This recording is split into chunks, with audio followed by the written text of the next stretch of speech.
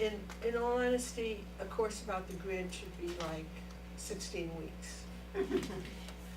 I'm not giving such a course. There's just so much stuff that 16 weeks sounds good to me.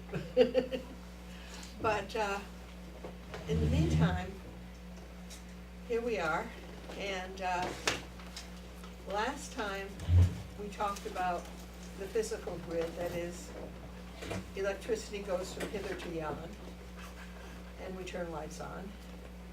And this class is about the complicated grid, which is what I call the policy grid or the financial grid or whatever you want to call it.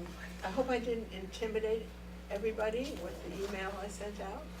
You do not have to read any of those things. I mean, I just hope that we'll have some good reports, because I think I want to inspire people to look into this themselves, not you know, because even if I gave a 16-week course, it couldn't be complete.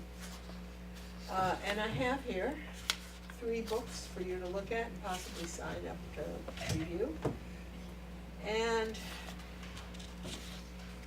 then Margaret has a handout about the ISO trip, and I have a handout a little later about some acronyms. So I think we'll be pretty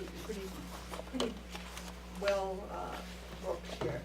What I'm going to do now is turn off the main lights and ask Kaylee and ask everybody, can you see, and does she have enough light for what she needs to do? It looks good, yeah. Okay, so off we go about financing the grid.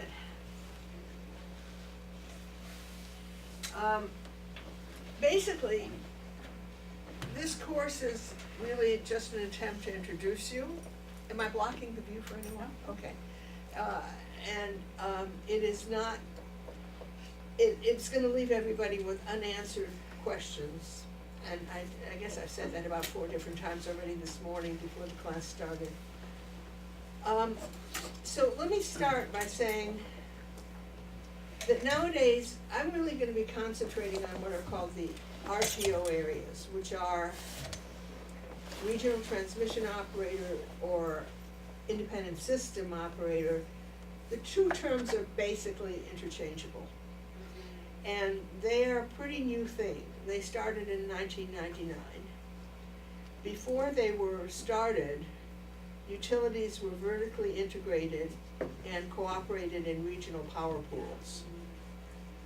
And FERC set up the RTO system as an operator. We're going to hear a lot about FERC, so we have to start by saying FERC is the Federal Energy Regulatory Commission, and it is 5 commissioners, and when it's fully staffed, which is another story, and it rules on things that the grid operators want to do. It says, yes, you can do that, or no, you can't do that. Now, before there were any RTOs, the grid always had to be balanced, supply and demand. And so the non-RTO areas have always had what are called balancing authorities, a dispatch center that said, oh my gosh, the demand is rising, we got to start that power plant.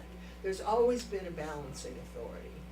But with the RTOs, they added auctions and other various things. So why did we do this? So I'm going to go forward just for a moment here. These are the RTO areas of North America. If it's colorful, it's an RTO area. If it's not colorful, it's not an RTO area. If it's not colorful, it's an area that still has integrated utilities that own both the wires and the power plants and so forth. The West tends to have a lot of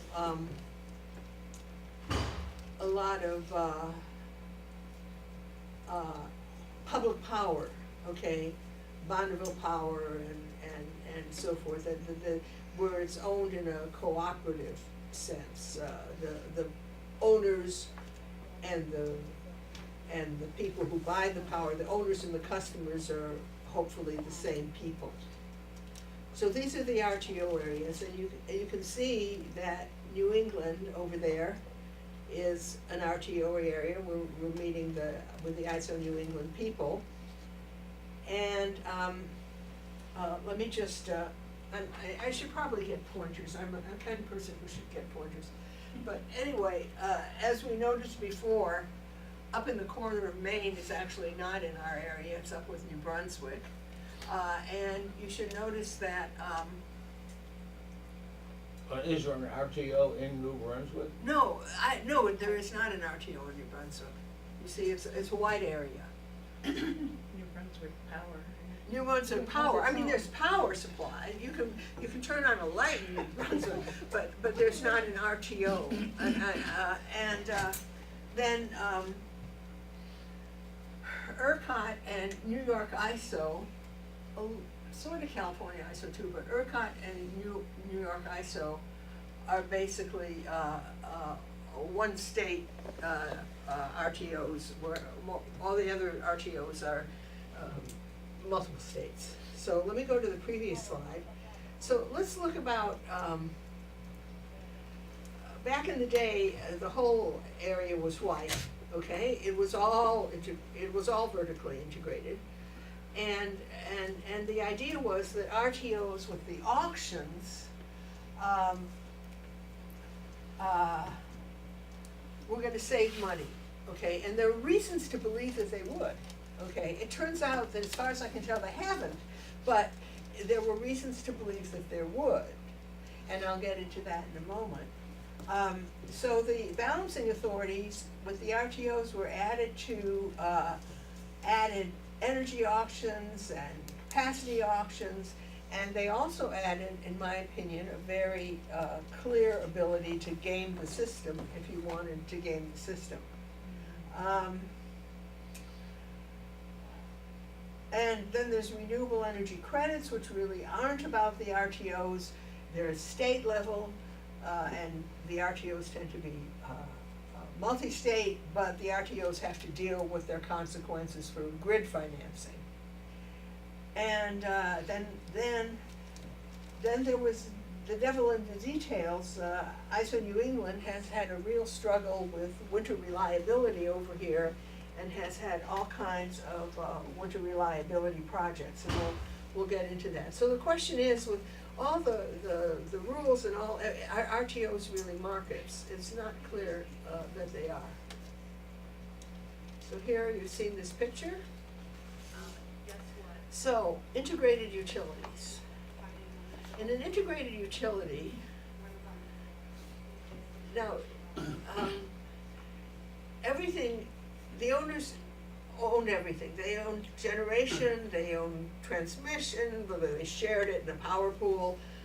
They introduced the local local distribution. They did the billing. They were the big cheese. They did it all. And they were considered to be, by regulation, a natural monopoly. A natural monopoly. It was regulated by FERC, and was also regulated by states' public utilities commissions or public service boards. So how was it regulated? That's a really important question. It was guaranteed a rate of return. So utility stock was considered to be a great stock for widows and orphans, because they were gonna be okay. If they did an investment, the Public Utility Commission made sure that they had a rate of return on that investment. So they weren't losing money, they had a rate of return on the investment. And so the next question is, what set the rate? Well, first is, if you make an investment, it goes into what's called your rate base. And if your rate of return on your investment is 5%, 3%, whatever, the more money you invest, the higher your rate base is, the more profit you can make. rate base is the basis on which the rate of return is calculated. And there was also a general feeling, though it wasn't always expressed in financial, in actual numbers, as the rate of return percentage was, that the time online mattered. If you guys had too many outages, if you left your people without power for too long, your rate of return would be lowered. And it would generally be announced in the papers that Public Utility Commission is lowering rate of return due to extensive outage after such and such a winter storm. So, you had, the utilities had a lot of incentive to be very, very reliable. So the incentives for, I think I've sort of gone over this already. Yes? In my background, another important point of being a natural monopoly had an obligation to serve. You have to serve everybody in the region. Yeah. That's right. You can't say, we don't like you, we're not giving you power. So the obligation to serve and the obligation to plan ahead, which is now who's doing that kind of thing. We'll get to that. For That's- generation, yeah. That's absolutely true, and you did have an obligation to serve. Back in the day, the utilities wouldn't serve, if you were way out in the sticks. I mean, they just wouldn't build a line to you, and they're like, too bad. And, basically, when they decided that we're gonna have integrated utilities that are gonna be, the PUC is gonna check on the rate of return, they're gonna make money, then it was like, it's to serve everything, and I appreciate that Howard said that. There's this article I read years ago about Lyndon Johnson and the sad iron, and basically, it was about the fact that in rural areas, women had to heat their irons on the stove to iron because there was no connection with the grid. And Lyndon Johnson was a crusader to bring the grid everywhere. I think that's part of the impetus for the rural electrification administration. That's right. It was seen as a public good to get everybody on the grid, even if it was expensive to run a line out to a farmer that would be too expensive for just the power company, when you're Yes. sharing the cost with everybody. So they shared the cost. So what it boiled down to is that this was going to be, and it was meant to be, somewhat expensive power. You're gonna have a lot of reliability, you're gonna have the farmers having power, and it's gonna be a little expensive to do that. There might be ways to cut corners if you didn't care how reliable it was and so forth, but it was gonna be very reliable, and widows and orphans were gonna be very happy with the stocks also. So why did we change from the integrated utilities? And basically, the idea was that as people began looking, and looking at things, and it was kind of in Reagan days, though that's not really quite fair. The basic idea was that a market would save money. A market would save money. And there was Save whose money? save the ratepayer money. Right? The ratepayers would save money because instead of the utility, and let's face it, I remember one time when I was at EPRI and I was talking to George and I said, every time PG&E stares down the California Public Utility Commission, the commission blinks first. I mean, there was a certain amount of what you call regulatory capture going on, and so forth. So, that's when I was living in California. And, so the guaranteed rate of return for the company, was thought to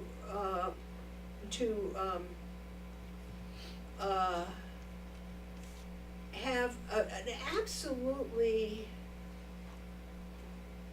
upside down incentive for the utility. If I run a sandwich shop and I decide to spend more money on some fancy decorations for my sandwich shop, that comes out of my profits. If you're an integrated utility, you decide to spend some money perhaps on something not so useful, it goes into your rate base.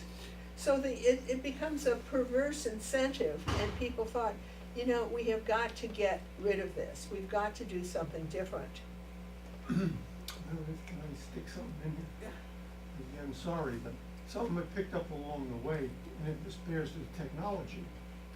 When electricity was first developed, it was a very expensive commodity because it was new technology and it was crude and so forth. And from the time of Thomas Edison in Niagara Falls, the technology was continually improving up until the 1950s, I learned. And the real cost of electricity was declining. That's right. But when you get to the 20s and the 30s, it was expensive, so everybody's grandmother, you know, turn out the light, turn out the light. But when you get up to the 60s, it's, you know, who cares? Let Right, the right. refrigerator run. Yes, I Because remember, it's cheap. But then the technology bottomed out on the size and the efficiency of power plants. And when you got to a supercritical steam plant in New Jersey, the engineers felt we can't go any further than this. And then the costs started coming up. So you had this inherent memory that electricity was always so cheap, but then price started getting up, so it was sort of a shock effect. thank you, that is true. I don't know how many people are in this room are old enough to remember the little jingle, electricity costs less today, you know, than it did 25 years ago. A little birdie told me so. Cheap, cheap, ready kilowatt. Okay, I promise not to sing again. Okay, the little birdie was saying cheap, cheap. Okay, moving right along. It turns out that the RTO areas are not necessarily less expensive for consumers. And some more complex analysis can show savings, but actually I've seen two more complex analysis, and both of them show 1 to 1.5 cents per kilowatt hour more in an RTO area than in a non-RTO area. That's just sort of what happened. They did encourage individual power plants to be more efficient. Back in the day when I was in nuclear plants used to refuel took them 3 months, they did it, whatever. Nowadays, nuclear plants refuel in like 26 days. They have it all worked out, they get in people from outside. In other words, they get paid when they put those kilowatts online. They don't get paid because they have a rate of return. And power plants have become more efficient, other ones also. And this efficiency spread to the non-RTO areas. I mean, if you are talking to your PUC and the PUC that knows that nuclear plants in RTO areas are turning around in 25 days and you're turning around in 4 months, the PUC is going to have a little word with you about this. So efficiency spread. Ain't necessarily so. This is from a report done at the Berkeley Haas School, and it shows the restructured states, that is the RTO areas, are up at the top there, and the non-restructured states are the blue line below them, and you can see there's a gap, and it just sort of keeps staying. Yes. But are those costs adjusted for inflation or related to the GDP or something? Because everything's gotten more expensive. No, well, these costs, no, they're not adjusted for, I don't know the story of the paper well enough, but as far as I can tell, it's just cost per. But the thing is, if you notice, the thing isn't really that the costs are going up. The point is that the restructured states started out more expensive, they got restructured, they got auctions, they're gonna save money, but they stay more expensive. I mean, that's the point, whether there's inflation or not, they're not coming down, is the point there. But what did the All right. cost anyway? Both structured and restructured offering identical products. Electricity, yeah. Yeah, but there are ways to cut it. I don't know what you mean. There's no, you could argue that the restructured states are more likely to have renewable portfolio standards or something like that. But the thing is that then you get really down into the weeds, because of course non-restructured states have such standards also. So, I mean, I'm just trying to say that if you're looking at auctions and you're gonna say it's gonna save a fortune, it isn't, it hasn't. That's all the only point I was trying to make about it. Yes, So if in fact it triggered greater efficiency, one would expect that to lower costs. But yes, one would. That apparently did not happen. Is that where you bring in gaming the system, or is there something else at play? Gaming the system is one thing. I think basically if you read some of the things about it, the RTO areas actually have far thicker regulatory lists of what you have to meet than the non-RTO areas. And I'm not talking about environmental regulations. I'm talking about, that would be, the environmental regulations are either nationwide or at a state level. I'm talking about how they set up the tariffs according to X and according to Y. I mean, there are people, the trouble is there are people who have spent their whole lives figuring out all this tariff stuff. And basically, there's a thing called RTO areas. I sent a link to Is Electricity a Market and Can It Ever Be? And it's an article, and it points out that the tariffs, the books of tariffs in the RTO areas are very thick compared to the non-RTO areas. And I think that makes a difference.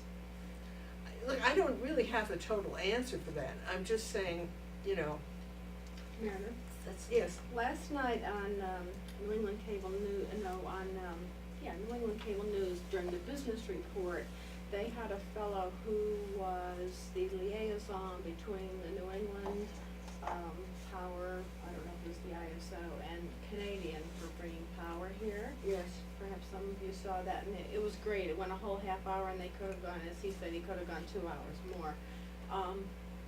But I'm looking at your price for New England going up, and one of his points was, we have buildings and businesses are growing here, but our supply coming into the pipeline is a tremendous problem in New England. We don't have enough supply of various kinds of reliable energy coming in, so the price keeps going up and up and up. I agree with him completely. I just want to point one thing out that I probably didn't say well. While this report was done for ISO New England, this report is nationwide. It's all restructured or non-restructured state. It isn't just New England that going up there and so forth. But his point was, we're kind of at the end of the conduit, Yeah, we are. and we're growing, and we wanna grow, but we don't have enough energy sources coming into New England to enable that, so the prices are gonna go through the roof. And he was talking about the winter and so forth and storms. Oh, please, let me tell you, it is gonna be very, very, very difficult. I agree completely. Okay, I want to say that while we will mostly discuss energy auctions, and I'm gonna go really fast past this slide, auctions are visible, and there's a lot of power that's sold by power purchase agreements, and those are not made public. However, in general, they are very strongly influenced by the auction results, because you can imagine that nobody wants to say, I could have got it cheaper at the auction, or I would have made more money at the auction. So there may be a lag, but basically the power purchase agreements are reflective of the auction price. Vermont's Hydro-Quebec purchases explicitly move with the market. That is, if the market goes up, what we pay higher, Hydro-Quebec goes up. If the market goes down, the auctions go down, what we pay, Hydro-Quebec goes down. So people say, oh, but you only see the tip of the iceberg with the auctions. I thought, yeah, right, but it's a pretty significant tip of the iceberg. Okay, and at the energy, I'm going to do a couple more slides here, and then I'm going to hand something out. The energy auctions, you have to understand how they work. The clearing, well, you have to, I don't know, you have to, can all go home too. The clearing price is the central thing.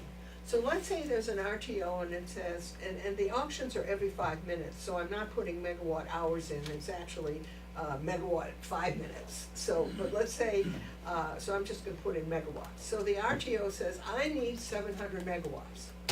Plant A says, I got 300 for you at $20 per megawatt hour. Plant B says, I got 200 for you at $30 per megawatt hour. Plant C says, I got 300 for you at $40 per megawatt hour. RTO says, okay, buying everything from Plant A, buying everything from Plant B, buying 200 from Plant C, because I only wanted 700, and they, you know, if I had bid it all, it'd be 800, 700 megawatts, I got it. You all got $40 per megawatt hour. Plant A, B, and C all get $40 per megawatt hour. That is the clearing price, and all the plants get it. When I first tell people that, they go, are you kidding? They bid it at 20 and they get 40? And the answer is, yeah, that's what happens. That's how it's done. It's the clearing price and all the plants get it. Why? Well, the most expensive price on the grid is the price that all the plants get. That's kind of the reverse of an auction. It is the reverse of an It's an auction. It's actually, yeah, in a way it is an auction, it's the plants. But, okay, now let me tell you, let's say that you own, well, maybe I just want to just say this, this is pretty well known. You can game this. Yeah, I can see that. The power plant owners want higher clearing prices. The reliability grid is not their department. They own a power plant, they don't own the transmission, they're not responsible for whether the whole grid works. And so, one of the reasons that rolling blackouts happened in California was that Enron blamed the auction. It took plants offline to raise the clearing price of the residual plants, saved money on running the plants that they weren't running, got lots of money for the plants they were running, and everybody was happy. Well, no, not everybody was happy. People were unhappy. Enron was happy. So I just want to say one more thing and say gaming is only possible with an RTO. There are many bad things about the perverse incentives of spend more money and we'll pay you more, okay? But the utility has absolutely no payout in that situation for poor reliability, absolutely no. And integrated utilities incentives encourage reliability, and we're gonna go on to a whole bunch of other things. By the way, I have 2 slide decks here. I am probably only gonna get through one, and I will go through the other one really fast and say, I hope some of you guys follow up on these issues for your reports, okay? I have done this kind of course where I just become speed talking. I decided that's not the best way to do it. Okay. So we're going to look now beyond the energy auctions for various things. And Howard very strongly suggested that I do something like this, so I'm doing it. Please take one and pass it along. This is what I call the energy hierarchy. And I will go through it, and eventually I'll send it out, but I wanted to give you a piece of paper so you could make notes on it, if that seemed to be the right thing to do. Yes? An auction question, are those closed bids with due deadlines, so the 3 competing plants don't know what the others are bidding? I'd like to tell you they are, but I really don't know a lot about it. The power purchase agreements are closed. But basically, what happens is, and this is where you get into the RTOs and their tariffs, the RTO, ISO New England knows the cost of fuel and the heat, the heat rate, yes, thank you, Howard, the heat rate of every plant, that is, how much fuel it takes to make a kilowatt hour of electricity at that plant. And it is watching that the plants bid in their cost of the next kilowatt hour of electricity. Now, you can see there's some problems with this immediately. First of all, RTO, all of a sudden, ISO New England has to know a whole lot of stuff, and it's not like an auction where I can bring a zucchini to the farmer's market and say, this is a $5 zucchini, and everybody's going like, around here, they're 3 for $1, it's zucchini season. You know, in other words, I don't have, as a seller, I don't have a lot of choices, either to offer them cheap or to offer them expensive. And when we go talk to ISO New England, you should talk to them about how they do that, because I'd like to know more too. But at any rate, there's another problem. If I have to bid in with my heat rate and my fuel costs, the next kilowatt hour cost, how do I pay for my capital costs? You know, RTO isn't interested in how you fold the capital costs into it, you see? So it becomes a very, and so it is beyond a cottage industry. It is a major industry, in my opinion, being an energy tariff expert in an RTO area. Yes? So maybe we could briefly discuss the various types of providers. So I'm thinking hydroelectric, I don't know how much you can vary the output from the turbines. You know, Or nuclear, right? So it seems to me that what you're describing are the players in the provider sector who can up or down the amount of power that they're providing to the grid in a very quick fashion versus, I don't know, nuclear, hydroelectric, and others that have got to be more stable. I totally agree with you, and that's a really good point.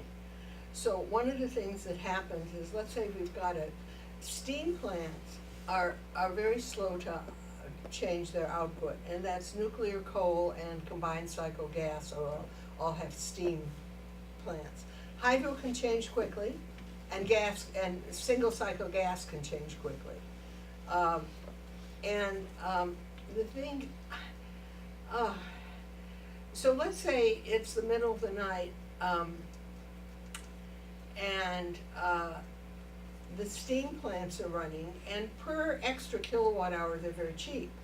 So at the middle of the night, they're getting 2 cents per kilowatt hour, okay? And then the day comes on, and all of a sudden there's a huge demand, and there's electricity is needed, and some of the more expensive plants are coming online, and so the auction goes up to maybe 15 cents per kilowatt hour. At that point, the steam plants are getting it also. So the auctions are supposedly taking care of the issue that the steam plant can't vary, but the gas plant can, because the gas plant's high price gets paid to the steam plant also. I mean, that is the theory of it. Now, you also have to understand with these auctions, back in the day when the utilities were vertically integrated, the utilities attempted very hard to have a mix of plants on the grid. What if coal gets a lot of new regulations? What if gas goes up in price? What if nuclear gets a lot of new regulations, and all of a sudden the plants are down for a while? And anyway, so what I'm trying to say is that a integrated utility cared about reliability, was responsible for reliability, and wanted a mix. That's not what's happening on today's grid. And we'll talk more about that in a bit. Yes? How frequent are these auctions? 5 minutes apart. They're done by computer. I mean, there's nobody there bidding. I mean, they're done by computer. But you bid in for 5 minutes, and then if you're certain kinds of plants, you're self-dispatching. So, for example, a wind turbine, that gets into a whole different thing. We got to go through capacity auctions before we go to. A wind turbine is considered to be self-dispatching. It just goes online unless it's curtailed, and curtailed by the ISO operator because the line can't accept it. So anyway, and there's another thing which I don't know anything. About. I know something about it, but there's a day-ahead auction and a real-time auction, and plants who know they can go online, bid into the day-ahead auction, and they get paid for the day ahead. But then, if a cheaper plant goes in to bids in, let's say, so here's this wind turbine, and it's getting online, and it didn't know it was it didn't bid into day ahead, it usually doesn't, but it goes online. And then one of the plants that bid in can't go online, it won't be dispatched because it's more expensive than the wind turbine. So that plant pays the wind turbine what it was supposed to get, and then it keeps the extra money that it bid in on the day ahead auction. Oh. Are you beginning to see why the RTO areas are getting more expensive? I mean, Mary, it- to this gentleman's questions on the plants, it really depends on the type of plant, how rapidly they can change and how they were designed. But steam plants, whether they're coal, oil, or even natural gas combined and nuclear, because of the steam plant cannot start up fast, because you gotta warm up all that steam piping and the turbines and everything else. That's a characteristic of steam. If you have a gas turbine plant with like a jet engine, they can rip right up. They're Yeah, designed for that. And we'll get into that a little bit with the different kinds of One auctions. other thing, the nuclear plants, I said, well, they can't very much, they were designed that way, the commercial plants, to be base load, because that's most efficient economically. But having been on submarines and so forth, you can bet the plant can change fast if you want to. Yeah, if they're designed, if a nuclear steam plant is designed to be full speed ahead or whatever, or we're backing off now, and something's going on up ahead and we're gonna go a little slower now, they can do that very quickly. I'm just saying that the commercial, steam plants are designed to run quite regularly. Now, I'm gonna take this piece of paper and we're gonna talk about it, so, let me see if I can, because when we get into the auctions and the regulation, which we are in already, unbelievable. Okay, here's the energy hierarchy. The top, as in terms of regulation, the Department of Energy is led by the Secretary of Energy, which is a cabinet level position. The Federal Energy Regulatory Commission, FERC, reports to the Department of Energy.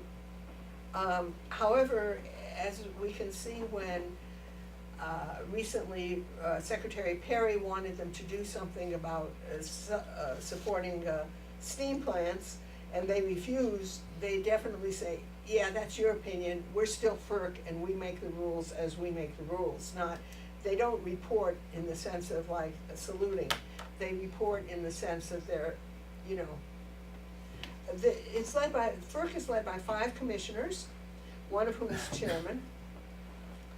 They're all appointed for terms that are longer than a president's tenure. I think 6 years is the average term, though of course when you get into these things, it's like, oh, he's filling out someone's term who quit, you know, I don't wanna get into that.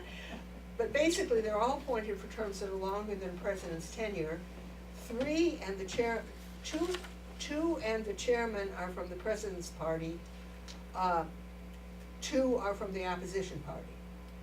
And, so. Well, do they have to resign? Yeah, they do, it's crazy, they don't have to resign. I mean, they have a 6-year appointment, but when the president, changes from Obama to Clinton, bunches of people resigned, even though they really didn't have to. And as a matter of fact, so many people resigned, that FERC was and FERC was not a priority of Trump compared to EPA and so forth and so on. That basically for several months at the beginning of FERC couldn't rule. FERC couldn't do anything. It didn't have a quorum. So it's a very odd thing. But anyway, FERC does 2 things. Moving ahead, FERC issues FERC orders, and we'll talk about FERC Order 1000 later. And that is like, okay, you guys, your transmission is gonna be paid for a different way. That's the FERC order, get used to it, okay? Now, obviously, they're not arbitrary, they have hearings, they have comment periods, but basically that's a FERC order.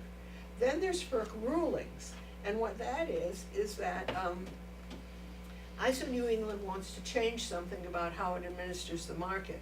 It can't do that without FERC permission. So it applies to FERC and says, we plan to make this change, can you rule on it? And that's a FERC ruling.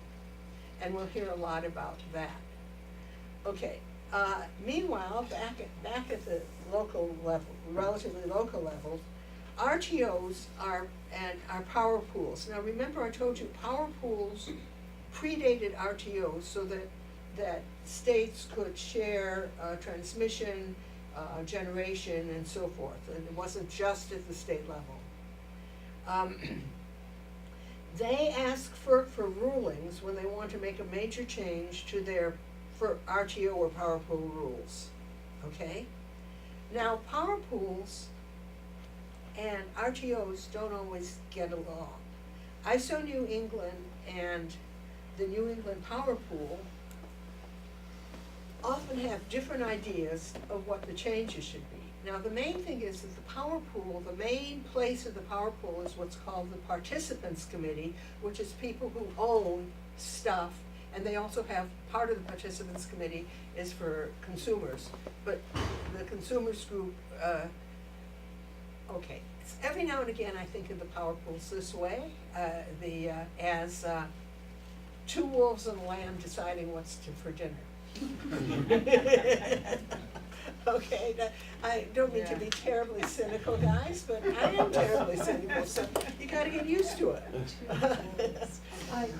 Yes. I didn't realize until just now that actually the RTO, ISO New England did not supplant New England Power Pool, it continues to exist. That's right, and as a matter of fact, one of the first things that happened is to try and understand, it's been a struggle for me. I feel like I've been climbing this ladder trying to figure this out. First thing that happened, I was trying to understand the winter reliability project. So I contacted ISO and I said, well, what's going on here? And she said, well, you know, it was a jump ball filing with NEPOOL. And I said, it was, huh? Or jump ball filing with NEPOOL. Okay, tell me about this. And what that means is NEPOOL has a right to file its own suggestion for a change in the rules, and send it to FERC at the same time, jump ball, like in basketball, that the ISO New England sends one, and then FERC gets to rule on it. But where is NEPOOL? NEPOOL has very lovely meeting. I'm sorry, I don't mean to cause a digression. No, go No, ahead. no, that's I okay. just didn't- NEPOOL meets, basically, Like a it shadow meets in cover? Massachusetts. The Participants Committee is the most important part of NEPOOL, and it holds, I think, quarterly or more frequent meetings at one or two hotels in Massachusetts that people are used to going to. And you are not allowed into these meetings unless you're invited by someone from NEPOOL, the Participants Committee meeting. And if you go to such a meeting, you cannot quote what was happened to it. Now, I'm in something called the Consumer Liaison Group, which is associated with ISO New England. RTO Insider comes to our little group. I mean, it's not little, I'm proud to be in it, and we do our best to influence things. But RTO Insider, the magazine, comes to our group and reports on our meetings, and I said, well, you know, we're not very powerful. And the answer is, well, we're not allowed into the Participants Committee meetings.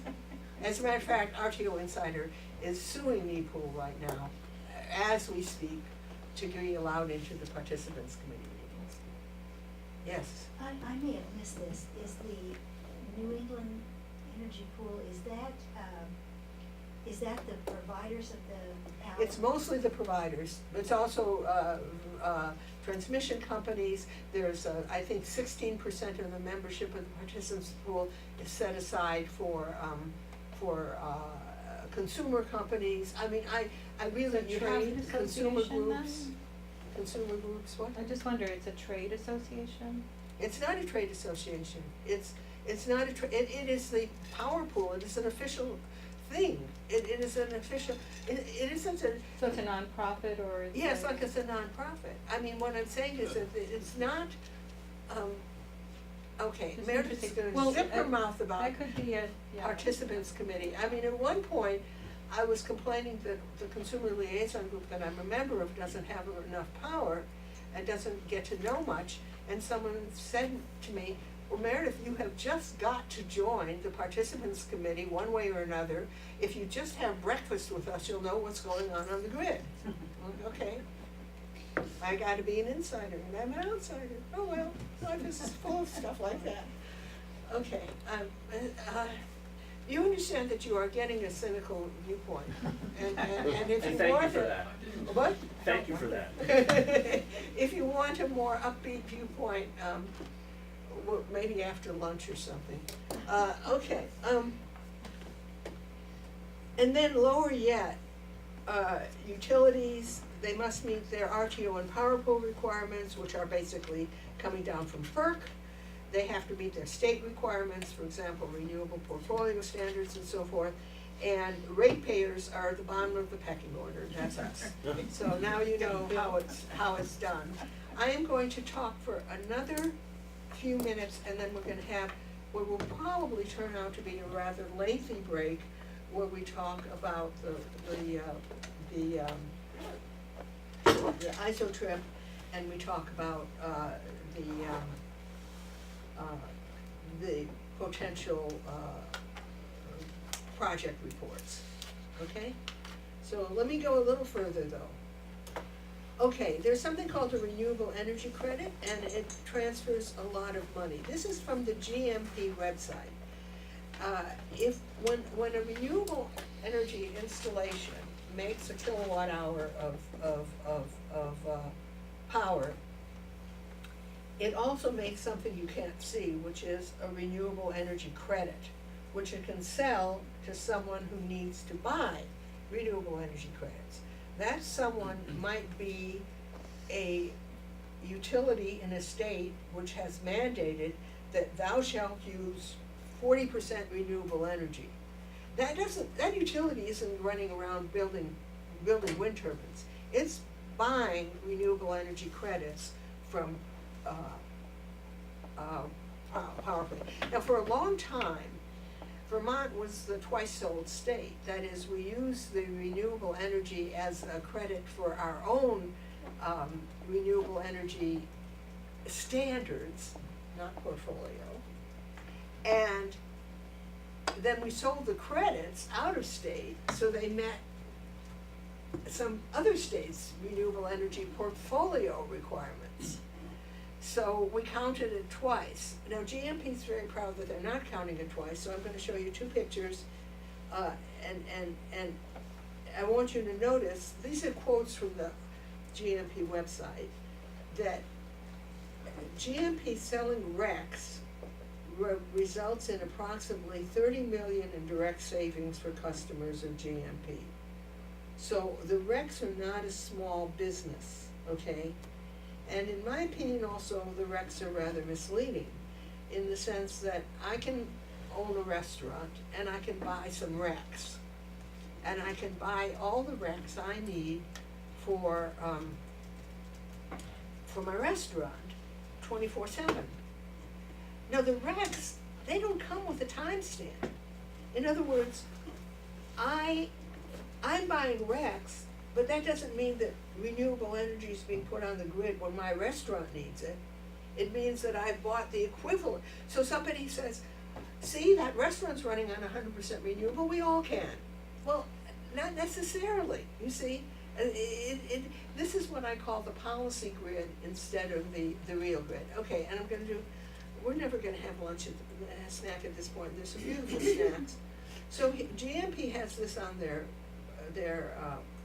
I'm just gonna go this one, and that one, and this one, and that one, and this one, and that one. Okay, so this is GMP before REC sales, and you see that this is power bought from the market, from the grid, basically, either by power purchase agreement or something else. This is existing Vermont Hydro. This is stuff coming down from Canada, large hydro. This is 13% nuclear, and they own part of Seabrook. They buy from Seabrook, they have a power purchase agreement with Seabrook, as I recall. And then this is like 8% wind, 4% hydro, 2% wood, and so forth. This is 18%, and this is renewable energy of various sort. But they sell the RECs for those out of state. Oh, sorry. So this is what their fuel mix looks like after REC sales. This is right from their website. So that 14% has now gone into market purchases, you see. These other things are pretty much the same, 5% except large hydro, nuclear, they're all the same. The only difference is that the RECs have removed the renewables from here, and now it's all considered market purchases. And if you find it confusing, there's nothing I can say, that's the way it is. So we're gonna go to this Can one. I ask a question about Rex? Yeah, When I was emailing with Wheezy, I think what she asked me, I didn't really understand, is if anyone coming on the trip is an owner of Rex? Would that be a question? yes, you that would was ask? a real, And if they are, the presentation would be different depending, that's right. As a matter of fact, we went to, do y'all own Rex? or anybody own any big generation besides maybe some rooftop solar? Because the thing is that, Wheezy cannot tell one group of people something that would give them a market advantage. So when my, consumer liaison group, went to there were people there who actually are energy traders or whatever, and the presentation was quite different. As a matter of fact, the whole thing was planned for a time when the big board that we were looking at wasn't working. So that nobody could see that board and use the information as an advantage for themselves. The backup system in Connecticut was actually managing the grid when we were there, because they didn't want anybody to have an advantage. So, I think many of us may not know whether we own it or not, if it's in a portfolio. Portfolio, yeah. Which makes us pretty harmless going into. you're pretty harmless, unless you can go in there and make some kind of bid with the knowledge you gain. I don't think Wheezy's particularly concerned with you. There are people in the consumer liaison group who are brokers of electricity, and the consumer liaison group coordinating committee that I'm a member of are brokers of electricity, and they can make a difference. So we will not get to the capacity auctions. We will have a break right now, and we will eat, drink, and be merry and plan our trip. And I'll pass and it. so, Howard. You have yours. One thing that helps me understand all this is, Take one and we pass had it all on. the utility system vertically integrated, and that was great, but they interconnected with each other for backup and reliability. But then came renewable energy, and people wanted wind farms in Illinois to send to New England. And there, the nose got in the tent, interstate commerce, so the federal government got into it. Yeah. That's when you got FERC. There was no FERC before then, as I understand it. I think there was FERC before then, because there was always rules about, for example, how you could site a hydro plant, which often. Yeah, but those were environmental and everything, they were not. There were also safety, yeah. But there was a very mild, not very important FERC at that point. Okay, well, let me, Ted asked a question which was great. Where's Ted? He's not here to hear that his question was great. Oh, there you are. He asked a question that was great. He said, well, there's different demands on the grid and so forth, and that's exactly what we'll be talking about next. And as I say, I'm going, energy auctions, as I remember I was saying that energy auctions turned out to not be enough. And by the way, why are people signing up for these trucks? Well, Yeah, I'll take one. They're in the library, all of them. Yes, that's true. Thank you. You're welcome. I'm sorry if I'm being a pain. I'm going to be a pain. Going Um, Is that the one? So energy auctions aren't enough. You end up having capacity auctions. Not all RTO areas have capacity auctions. So let us look at what we're talking about with capacity auctions. Here is a slide that shows capacity auctions. This is how many kilowatts, megawatts are needed on the grid on a nice day in April, about 2 years ago. There's no reason for me to change this. I used it last time. This is the same thing. So you see in the middle of the night, it's down at 10,000 megawatts. In the middle of the day, it gets up to 15,000. And basically, so not all plants run all the time because some of the plants have to fill in this area.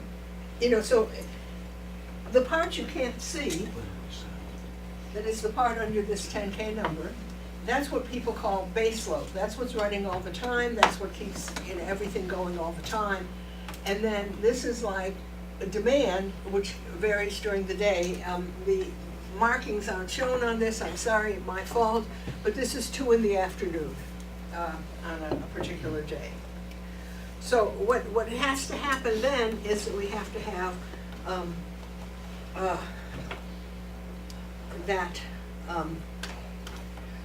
plans to do that. So we have what's called forward capacity markets. And that is plants bid into the forward capacity markets 3 years in advance. And they're paid for their capacity, that is for their nameplate megawatts in the capacity auction. They're not being paid for the kilowatt hours. That is the separate auctions that happen every 5 minutes all the time. But there's the capacity auctions. And you know, it's really, the newspapers will announce something like, ISO got lots of bids in the latest forward capacity auction. And you pick up the newspaper and say, yeah, right, okay. So I'm trying to explain that a little bit here. So plants with high capacity factors and low capacity factors get the same payment for the same nameplate. So a 300 megawatt peaker plant that runs 15% of the time gets the same capacity payment in the capacity auction as a 300 megawatt coal plant that runs 75% of the time. The differential in payment is for the payment for the kilowatt hours. So, capacity payments are supposed to provide the incentive to keep up the maintenance of plants with low utilization. You see that back in the day when it was integrated utility, of course you maintained the plants you needed when you knew you were going to need them. But if you own a plant and you don't know how often it's going to be called on or what the price will be when it's running, and you know it's probably only going to run 30% of the time, do you want to maintain it or not? The capacity auction is supposed to make you answer that with a resounding yes, in theory. Let's look for a moment at just a quote here. When Bill Morrow of Entergy announced that Pilgrim was going to close down, he said that we will close Pilgrim anytime over the next 4 years if the company finds a way to meet its commitments to ISO New England. And that means, this is just a quote from him from the Boston Globe. This is that commitment was that they had bid into the capacity auction.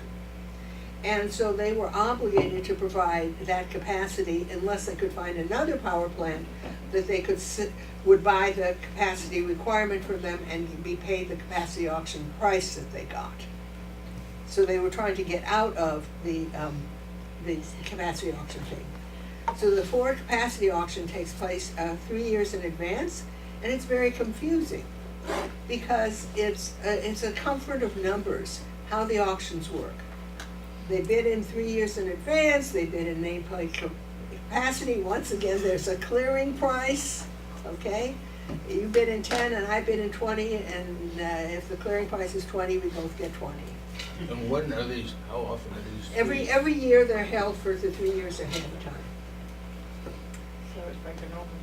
Yeah. Payments for capacity, as a percentage of plant income, the capacity auction payment is very different percentages. Now, if I go back here, this is a kind of reality situation. This is the demand on the grid. It goes up and down. You need to meet it. This is a policy situation. This is a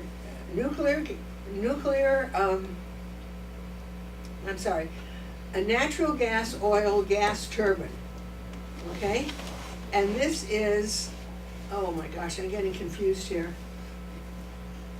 Okay, let's put it over here. Here it is over here. Nuclear gas turbine.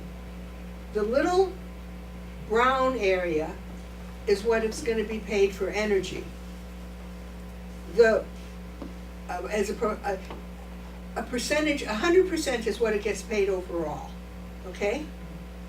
The little brown area is what's gonna be paid to actually make a kilowatt hour for you. The blue area is what it's gonna be paid for the capacity auction. And the other area, the orange area, is what's called ancillary services, which means it may be paid that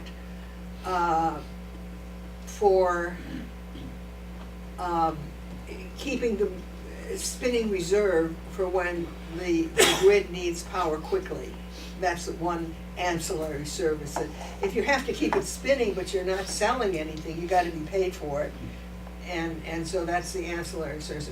So the nuclear plant, if it's a 300 megawatt plant, it gets the same capacity payment as the other plants, but of course it makes a lot of power, so most of its money comes from selling kilowatt hours, right?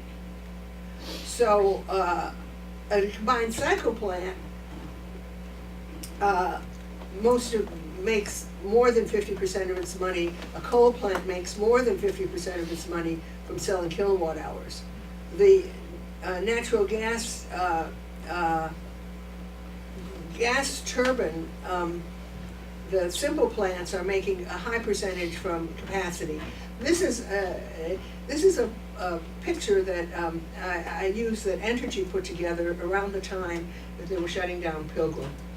I have a question. Yes. On that side, does that mean that when you say they're being paid for capacity, that was what they had bid in 3 years ago? Yes. And they actually weren't reducing that much power, they're only producing the brown part, but they got paid for the blue anyway? Yes. Okay.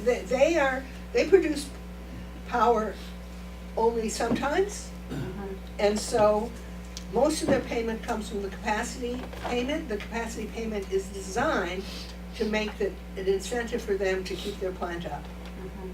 even though they don't produce much power. Okay. That's the theory. Okay, and it does pretty much. So I did a quick capacity calculation here, more or less what it's like on the grid. If you assume that kilowatt hours are 4 cents per kilowatt hour and $3 per kilowatt month for capacity, it's listed by month. A 500 megawatt nuclear plant with a 90% capacity factor will get $1.5 million for capacity in a month and $13 million for energy, while a gas combined plant will get $1.5 million for capacity. It's the same number because it's the same size plant, but it will only get $6 million for energy, which means the capacity payment is a very high portion of what it is paid. And people are probably wondering, oh my gosh, will she just shut up? Meredith, Yeah. this seems very similar to a fire department in the city, where you pay for year-round firefighters to be on call, standby all the time. That's They're not right. out fighting fires all the time, Right. but you need them when you need them. Yes, that is correct. That is correct. Okay. Good example. Good example. Very good example. I appreciate that. You're sure you quote him in your book? Take a copy right So, meanwhile, a peaker plant that has a very low capacity factor would get $1.5 million for capacity and $1.5 million for energy. That is not actually fair because the peaker plant is gonna run when energy prices are high. But it does show you where some of these blue and so forth, show up. Okay. The capacity auction is supposed to be enough for what is the cost of new entry. So the idea is that I could build a plant knowing that I have just been paid by will be paid by the capacity auction. And this can be I'm not gonna go into this. It's there and you can read it. This is a quote from Wheezy, okay? It's a lengthy quote, but the idea is the capacity auction will bring in the new plants. They are misleading, however. A gas-fired plant in the Northeast can bid into the capacity market. What is it saying by bidding in? We will be there for you. We're gonna be there for you. But then the gas-fired plants do not have firm, uninterruptible gas contracts. So what they mean, we'll be there for you if we can get the gas. That's what we meant. So during the polar vortex, a certain amount of misery ensued with this situation. So was there any financial cost? There was, but it was trivial. They were trying to change that. So anyway, the problem was that, we're gonna get to that with pay per performance. I mean, it's just, that's why the tariffs are so big, okay? It's the tariffs are so big, trying to figure this stuff out. So take the money, but don't run. So a grid operator says that the power plant lack of availability caused a lot of trouble. A few months ago, I wrote a lot about last winter. I wrote in the Valley News, oil saves the grid, and it did. And the reason it saved the grid was that a lot of the gas plants can burn oil, and the winter reliability projects paid them to have oil on site. These are the winter reliability projects of ISO New England.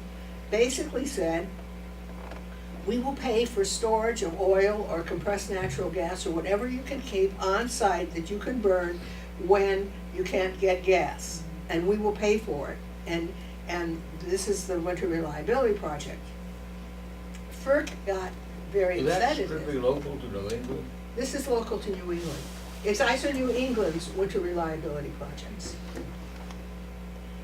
So, FERC was not pleased, because FERC says that thou shalt be fuel neutral. You don't do something nice for oil that you don't do for coal, you don't do something nice for nuclear that you don't do for oil, you don't do something, etc. So he said, you guys, you have got to not do this kind of thing again. And so the winter reliability were considered, this is the complication of being fuel neutral. The ISO New England instituted pay per performance, which is explicitly supposed to be fuel neutral, but it isn't, in my opinion. The whole thing becomes, the tweaks are us. Oh yeah, well, there are a lot of interest groups on the grid, and things keep changing, and that's what happens. Yes? That concept of fuel neutrality and the more or less independence of FERC, how they could push back at Secretary Perry when he was telling Yes. them to buy coal Yes, in exactly. order to honor a campaign pledge. Yes, that's exactly right.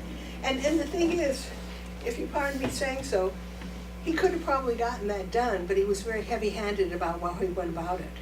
It was the days of when Trump was listing executive order, and it was sort of like, I do this and that's how it gets done. And FERC was like, no. Wrong. We're fuel neutral around here, that's what we do. But fuel neutral has its own issues in this particular case. The effective pay per performance is that it gets fuel stored on site, but it never actually says the wicked word oil. You see what I'm saying? It sets it up so that if you get paid, if the grid, oh man, That's not complicated. Oh, it's so hard. Okay. Grid prices and gas prices are closely linked. I just wanted to show you this. Paper performance encourages dual fire, that is, oil on site, gas plants, without actually using the word oil.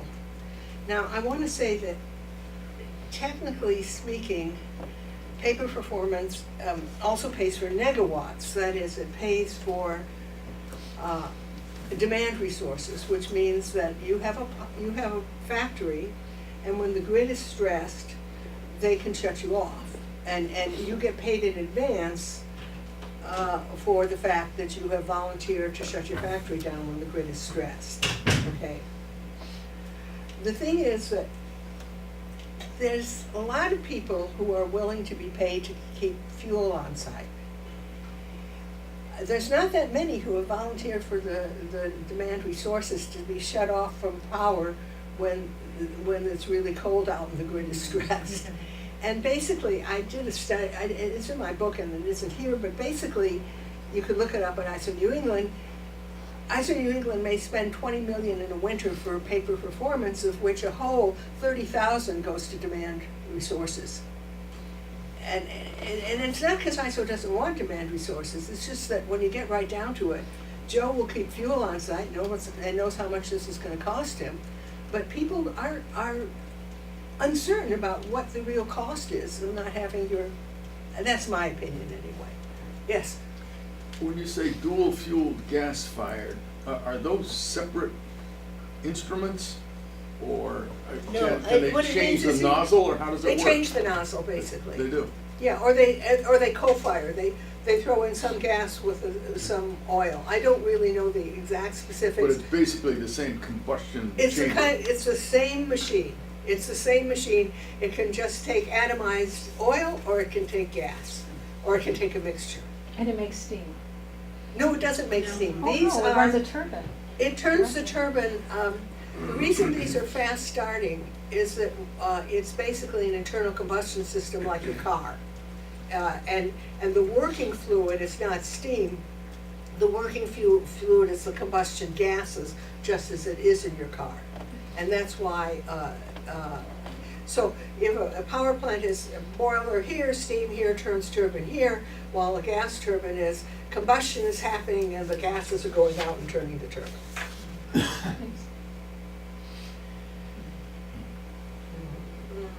And Howard probably would have liked me to go through some of this stuff earlier about the different kinds of plants, and he's probably right. It's all, the turbine's also like a jet engine, you know, how fast they start those up on the plane, so that's, and then when it's a combined cycle, the exhaust from the turbine goes down into a steam plant, and it's the steam plant that takes a while to warm up. And then also, remember the other day when I wrote this down about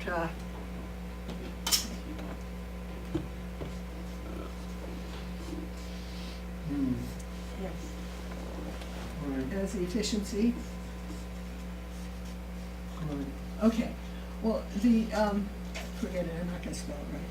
The thing is that, when you have the gas turbine, it's a simple gas turbine, T2 is very high, but the exhaust gases are also pretty hot. So, the efficiency is the difference between these two, and it's whatever it is. The exhaust gases, the T1 here, are hard enough to actually run a steam plant. So when you talk about a combined cycle gas plant being 50% efficient or 60% efficient, while an ordinary power plant is 30 or 40% efficient, the difference isn't that the T2 is higher. The difference is the T1, the lower part of it is much lower, and so you get this efficiency. You also have the fact is that the simple gas turbine part of it can follow, can be spinning reserve, it can follow load very easily, it's got all the qualities of an internal combustion engine. The boiler part acts more like a coal plant or nuclear plant or any other plant that raises steam. So, anyway, what can I say?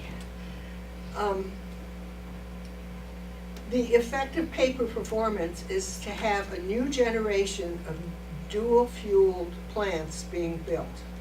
That's what's being built right now.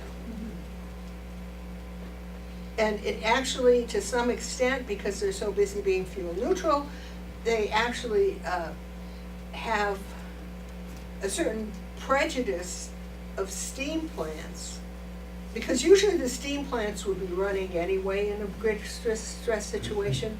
But if they have to come online, they'll be slow about it, and they'll be penalized for being slow when it really isn't their fault they can't come on faster. It's the nature of the plant they are.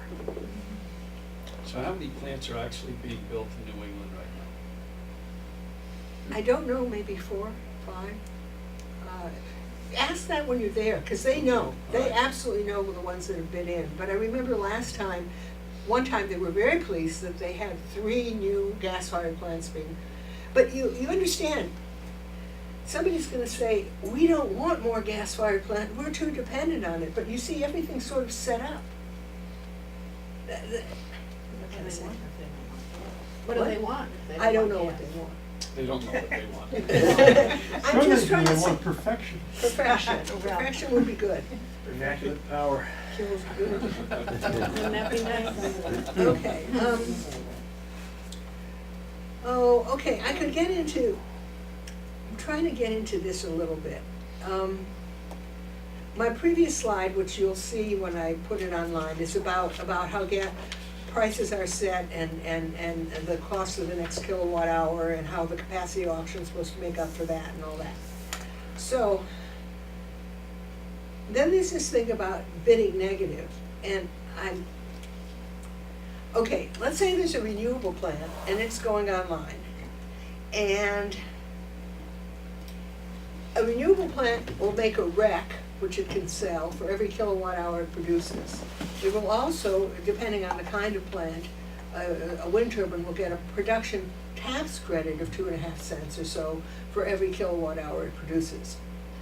So, let's say the REC is 5 cents and the kilowatt hour, it might be less. I don't want to say exactly what it is because I don't know it. It's at auction. Okay. Anyway, the long and short of it is that plant may get 7.5 cents before it sells any of its power, but it has to put the power on the grid because it only gets those 2 payments when it puts the power on the grid, which means that if it only takes it 4 cents to run, it can say, I'll pay you 3 cents to take my power. That's called bidding negative. So it can underbid any other plant, and no matter how efficient those other plants are, no matter how cheap their fuel is, they can't actually pay the grid to take their power because they don't have extra market sources, as it's called, of payments for their plant. I don't know if I... Do they make money on the RECs? They make money on the REC, and they make money on the production tax credit. And I have a whole bunch of things about how negative bidding works. I'm going to stop here and begin chatting to you, because basically this whole thing, I call it kludges are us. So anyway... What was that again? I missed it. Kludges, little Band-Aids that are trying to make it work even though it's having a lot of problems. Okay, so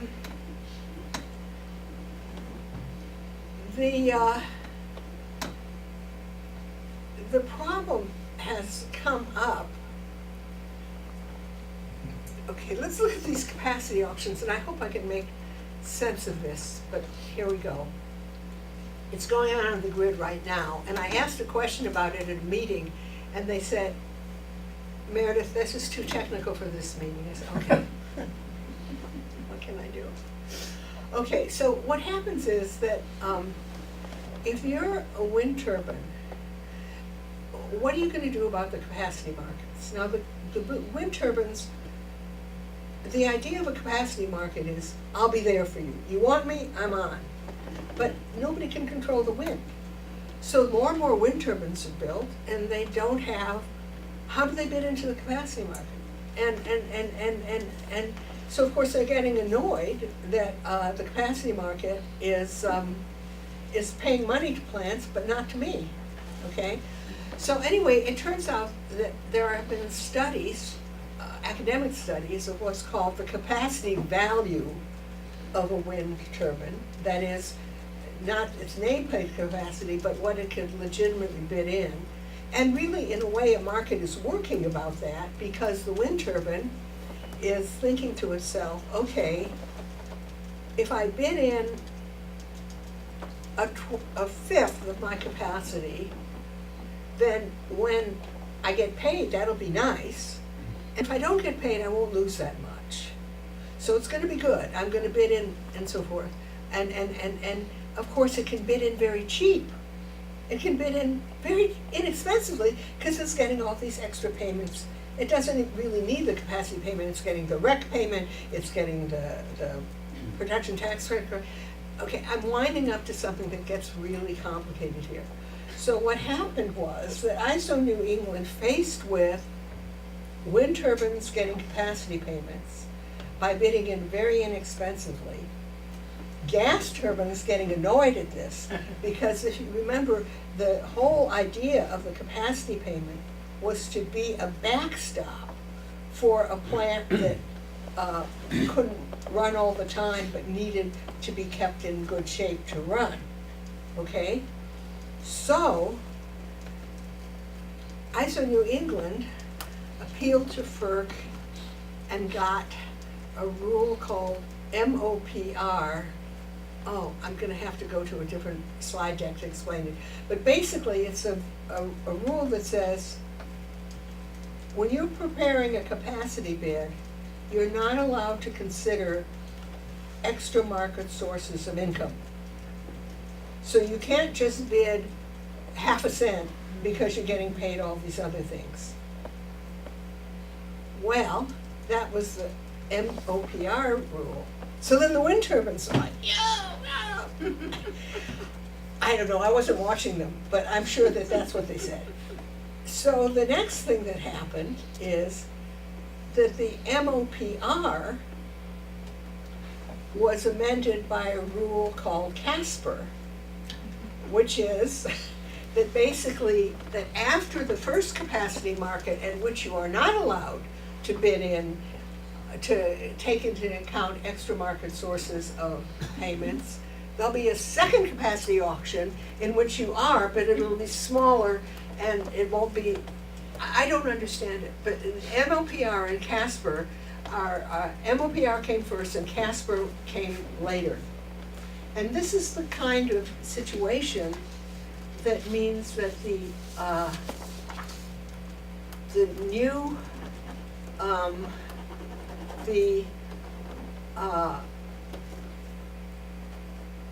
RTO areas have regulations that reach the sky. I mean, if you think even about paper performance, what have you got to know in paper performance? If I had an integrated utility and I was going to be dinged if we weren't reliable, I could buy some oil and I could put it in the rate base. But if I'm not a regulated utility, then I've got to figure out, is it worth, are they paying me enough with paper performance? Then you have to say, well, when do you have to be available to us? So there's criteria for when is the grid stressed? Because after all, they don't want to ding everybody who goes offline to do a little maintenance during a nice spring day. So you have to say, okay, when the grid is stressed, which is this criteria, then if you don't go online, then you get dinged this much. You know, so it becomes many, many layers of difficulty in figuring it out. So what I'm going to do now is I'm going to take up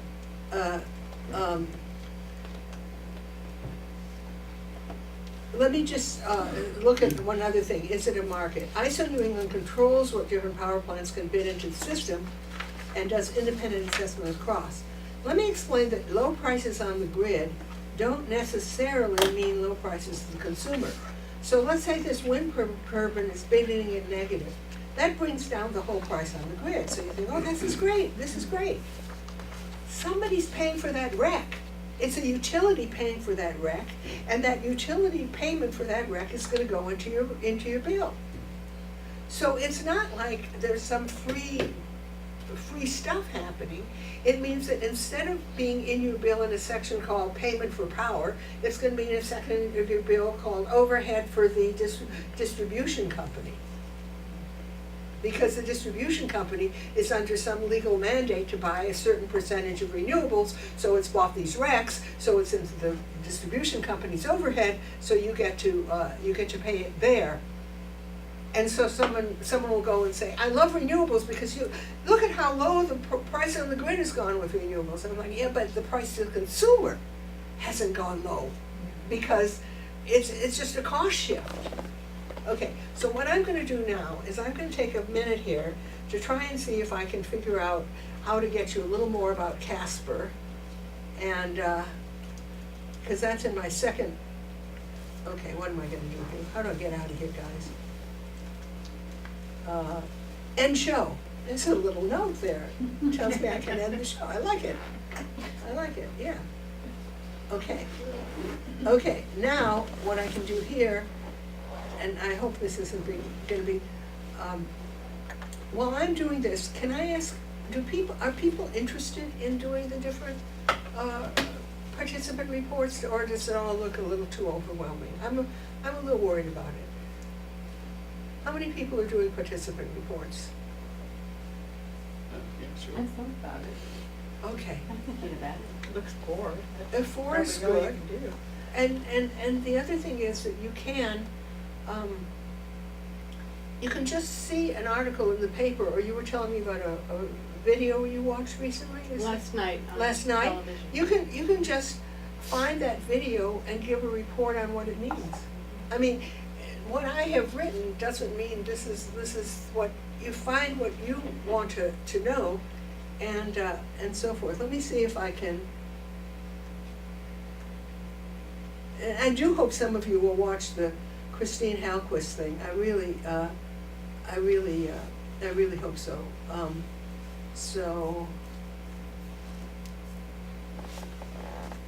So this is the second one I did, but I'm not gonna go through it. We've got like 5 minutes, but I'm gonna try and see.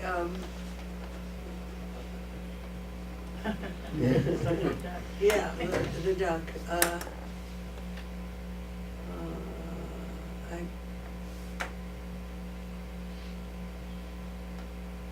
Okay, I just can't resist this. I'm sorry, you guys. Who pays for transmission lines? Oh, man. If a transmission line is needed for grid reliability, then ISO New England, according to FERC, will make all the states pay for it, no matter where it is. So it might run through Vermont, but Vermont doesn't pay for it. All the states pay for it because it's needed for reliability, okay? And they pay in proportion to their proportion of the load. So if Vermont is 4% of the load, it pays 4%. Or Massachusetts is 60%, it pays 60%. It's all about reliability. However, this is called socialized costs on the transmission lines. Recently, not that recently, FERC made a ruling, FERC Order 1000, which said that if a line is needed due to policy, not reliability, costs will be socialized again. And so that means that FERC costs are a little less socialized, reliability costs are fully socialized, policy costs are 70% socialized, 30% by the state that has the policy. What's a policy cost? Well, Or policy line?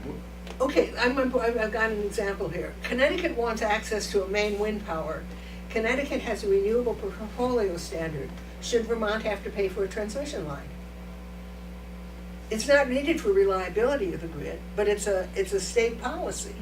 That you need so much from Renewable energy. renewable energy. So Right. they buy the credits because then they can say, oh yeah, we have 50% of renewables in our pump, but is that a source of power? No.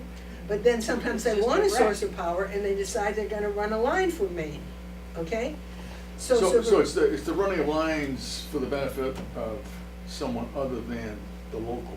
That's right, so basically, the president of Vermont Electrical, Velco, which is the entity that is in charge of transmission lines that are in Vermont, stated, and I have in 2013, we start from a position that those who stand to benefit from a transmission project in service of their public policy goals should fund the project. That makes sense. And that makes sense. Yeah, but anyway, NESCO is New England States Committee on Electricity. It's a set of New England governors fund this tiny little agency with really good people. And the idea is that no state can battle FERC and everything all on its own. And so NESCO does a lot of battle like that. And they sued to stop FERC 1000, but they lost. That's what it goes. Meredith, Yeah. in relation to your question, remember the grid is interconnected, and something can upset the grid and it'll knock the whole thing off. So the situation is somebody could have something in Connecticut that needs a line for reliability, because if that thing in Connecticut doesn't work, it knocks off the whole grid. That's what they Yeah, mean. yeah. It's not local. Yeah. I mean, the line will be in Connecticut or someplace else, but it's for the whole grid. That's where that technically comes from. Yeah, and they have criteria that are very, in other words, you can't really argue with their criteria. They have criteria that are engineering criteria of exactly how many failures have to happen before, and there's a more generalized failure. And so the grid should operate with 2 major failures, and that's reliability. If you can't operate it with 8 failures, you know, at that point you're totally overbuilding things. But at any rate, that's their socialized costs, but then they're getting into these policy socialized costs and so forth. Unfortunately, I did not write enough about MOPR and CASPR. I encourage somebody to look into those. And that's it, man. Before we go today. there, so can we just step back a little bit? Oh, yeah. So ISO is, I'm making this up, is owned by, I don't know who, as a utility, correct? No, it's not a nonprofit. utility. It's a not-for-profit, Not-for-profit. and it basically sort of taxes the utilities for its operating expenses. Right, but it's a super utility. It's a super It's a super utility. utility, it's selling to all of the utilities. It doesn't sell anything. It's It only just managers. all runs the auctions. A power plant sells to a utility. ISO Oh, okay. runs the auctions for that. And ISO also runs the, capacity auctions and makes policies such as MOPR. Right, right. But it doesn't actually sell a kilowatt. It's not a utility. But it's supervising the market to It's make sure that, supervising the market. that Where there does is it enough income kilowatt from? available for each one of the utilities that are bidding on it. Its income comes from a percentage of your power bill. It's a fairly small percentage, because when you think about it, the power bill has to pay for the fuel, and it has to pay for the transmission lines, and it has to pay for the billing, and so forth. And so even though when you go to ISO, you'll see a big facility, compared to all the power in New England, it really is, I think it's maybe $1 million, $1.5 million a year or something like that. Yeah. I hate to bring up the subject, the Hydro-Quebec power line. Northern Cat. Is that something we need for another whole class? Well, I really tried to avoid too much specifics, because I figured a lot of the things I'm telling you are probably really new to most of the people here. Not all, but to many of the people. And I wanted to tell these things before we got into the weeds of should we be buying from Hydro-Quebec, and so forth. I just tried to, yes, it would be another whole class. It would be worthwhile thinking about, yes. For me, this class gives me an appreciation of the complexity of this system. And my question is it unique to the United States, this level of complexity? I mean, do other countries, and they have all kinds of different types of governments, but do they rival us in terms of this complexity, or do some of them do it much more simply? I would say that a lot of them do it more simply because their power supplies are considered a public good and run by a state bureaucracy. And the thing about a state bureaucracy is that sounds terrible, doesn't it? But when you get right down to it, a state bureaucracy can say, we need 8 peaker plants, each of which holds this much oil, and then as a backup. You know what I mean? They don't have to be fuel neutral, set up pay for performance. I mean, they can just say, plants have certain operating characteristics. We want the grid to be reliable. We have engineers who can figure out what we need. We do it. Yeah, it seems to me that electricity and health are different from normal market-controlled items, material services. I'm not gonna get into the health thing, but I agree. I mean, you know, we Well, can. I mean, it's a public need. Right, and- that's right. And people need more or less of it, but markets don't respond well because hospitals usually are local and they run their own show. It seems like there's a lot of similarity. And you can add education into that as Yeah. well.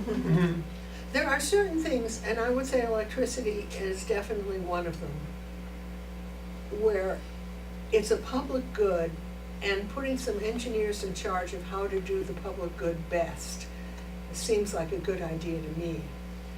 But, you know, when you go to ISO New England, I mean, I want to tell you one thing though, that everybody I've met at ISO New England is very competent, very friendly. I mean, I'm really impressed with the people there. They seem to get just about the best, and I think you'll enjoy talking to them. Whether or not we think RTOs are a good way to run a grid, you can tell my opinion. Maybe you can't. I think often people's hunger for knowledge really stops at the light switch in many Yes. cases.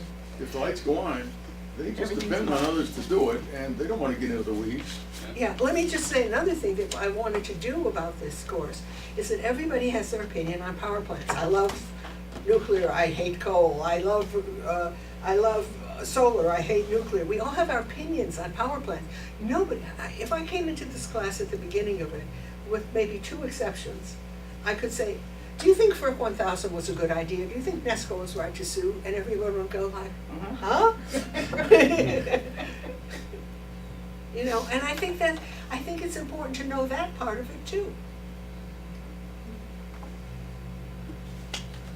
So,